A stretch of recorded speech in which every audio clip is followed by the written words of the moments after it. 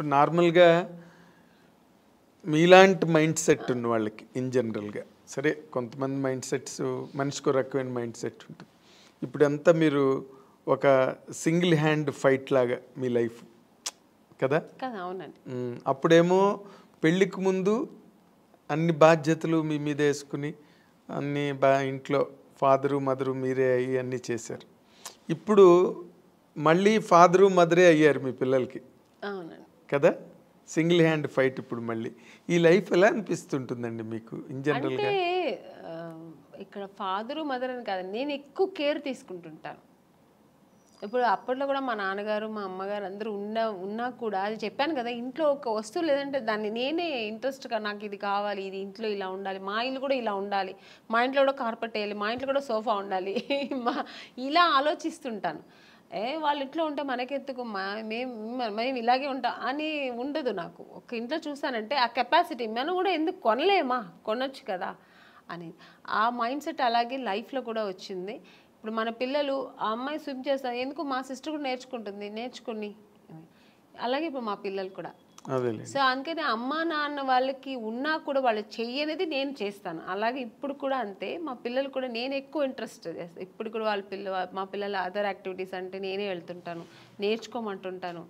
మా పిల్లలు మమ్మీ నీకు వేరే పనే ఉండదా మమ్మీ, ఎప్పుడు ఇంటికి వస్తే ఇది చేయి అది చేయని ఎప్పుడు శాసిస్తూనే ఉంటావా, స్విమ్మింగ్ వెళ్ళమంటావు, దీనికి నాకు రెస్టే ఇవ్వవా మమ్మీ అంటుంది మా అమ్మ. ఇప్పుడు ఇంకా దానికి ఎంత 7 years, అసలు రెస్టే ఇవ్వవా మమ్మీ, నువ్వు ఎప్పుడు బిజీగానే ఉండాలా, మేము కొంచెం రిలాక్స్ అని ఇవ్వ మేడం మమ్మీ అంటది. అండ్ ఇప్పుడు ఈ జనరేషన్ పిల్లలకి టార్గెట్స్ ఎక్కువైపోయి వాళ్ళు మన టైంలో చదువులు వేరు. ఇప్పుడు మా సిస్టర్ అంతా అసలు భయపడేవారండి, నాకు మాట్లాడేవారు కాదు, నేను ఏం చెప్తే వినేవారు అనమాట.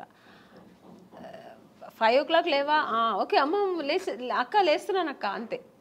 ఇప్పుడు పిల్లలు కొంచెం ఆర్గ్యుమెంట్ చేస్తారు, ఏంటి మమ్మీ పొద్దునే నీ గోలా, ఎందుకు ఇంత తొందర లేపుతాను, నేను నిద్రపోని మమ్మీ, నాకు I have to sleep mummy అంటది మా అమ్మాయి. అదేలేండి. కానీ నేను ఇంకొక చాలా డెలికేట్ ఇష్యూ అండి. బట్ ఈ తరం హీరోయిన్లకి కొంతమందికి మీలాంటి ఒక సీనియర్ యాక్ట్రెస్ చెప్పే మాటలు వాళ్ళకి హెల్ప్ కావచ్చు. ఒక్కొక్కసారి ఒక ఇంటర్వ్యూలో మాటలు విన్నప్పుడు మీరు ఇంత ఒక డొమెస్టిక్ మైండ్ సెట్, ఒక హౌస్ వైఫ్కి ఏం కావాలో ఆ అవసరమైన ఆ మానసిక పరిణితనండి, పరిపక్వతనండి, అన్ని వైపుల నుంచి అన్ని జాగ్రత్తగా సంరక్షించుకుంటూ వచ్చే ఒక లైఫ్ స్టైల్ మీది, మైండ్ సెట్. కానీ but where the mistake happened అండి మీ పర్సనల్ లైఫ్లో? నాకేం మిస్టేక్ ఏం జరగలేదండి. మిస్టేక్ ఏముంది, మిస్టేక్ అంటే ఇప్పుడు హీరోయిన్గా ఉన్నాను, కొన్ని అదే హీరోయిన్ అవ్వడానికి ఏం ఫేస్ చేయాలో చేశాను, హీరోయిన్ అయ్యాను. అంటే ఫేస్ చేశానంటే ఎక్స్పీరియన్స్ అయింది తప్ప ఇలా ఉండాలి, ఓకే ఇదిగా నెగటివ్స్ లేదు, ఇలా ఓకే ఇది ఉందా, నెగటివ్ ఉందా మనకొద్దు, ఓకే దూరంగా ఉందాం, ఓకే నెక్స్ట్ మంచి జరిగింది, హీరోయిన్ అయ్యాను. పెద్ద డైరెక్టర్ గంగేమ్రన్ గారు, ఇక్కడ తెలుగులో ఈవి సత్యనారాయణ గారు, చేశాను. ఓకే ఐ లక్, దేవుడు గాడ్ గ్రేస్.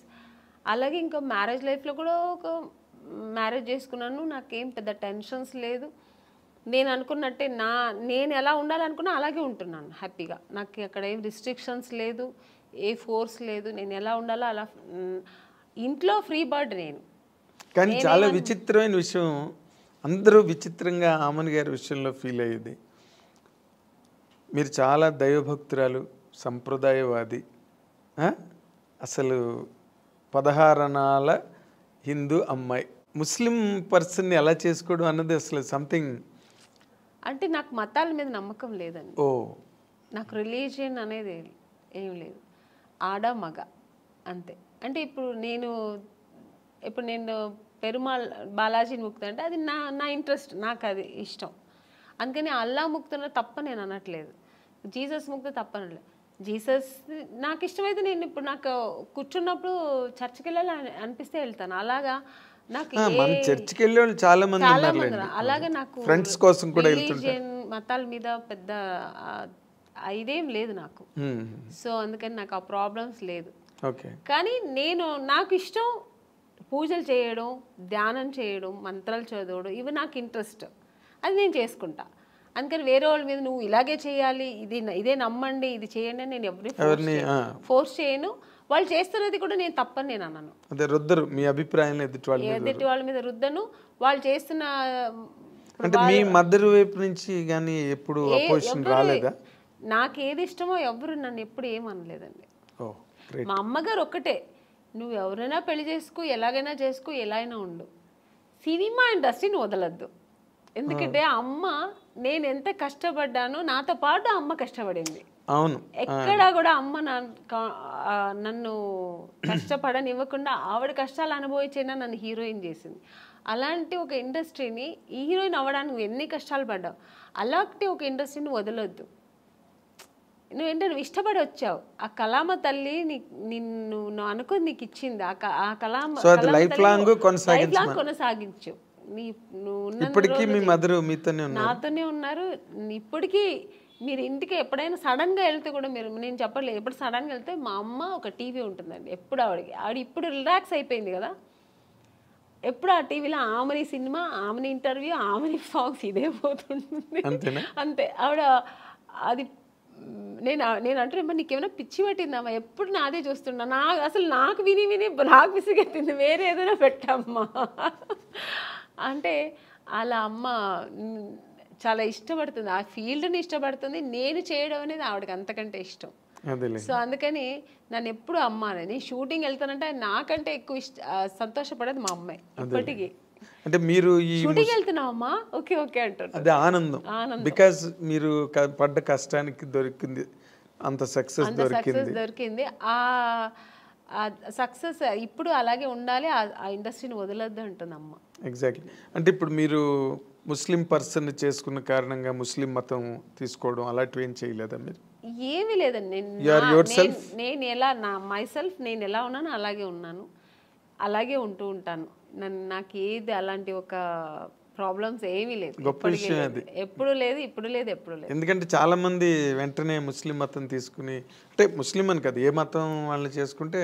నేను అలా ఉంటే అసలు నాకు అలాంటి కాంట్రవర్సీ నాకు ఫస్ట్ ఆఫ్ ఆల్ నచ్చదు. ఇలా ఉంటేనే అలాగా ఫోర్స్ అసలే నచ్చదు నాకు. ఓకే, నాకు ఎప్పుడు నాకని కొన్ని ఎథిక్స్, కొన్ని ఫ్రీడమ్స్ ఉంటాయి. అది ఏ విషయంలో అయినా, ఇది ఒక మ్యారేజ్ అనే కాదండి, పిల్లల విషయంలో కూడా అంతే. ఇప్పుడు నేను పూజ చేస్తున్నా అంటే నన్ను డిస్టర్బ్ చేయకూడదు 1 hour. నా పిల్లలైనా సరే నేను నెమ్మదిగా నేను అనుకున్న పూజ నేను జరిపించేయాలి, అలా అనుకుంటాను, అది నాకు జరగాలంతే.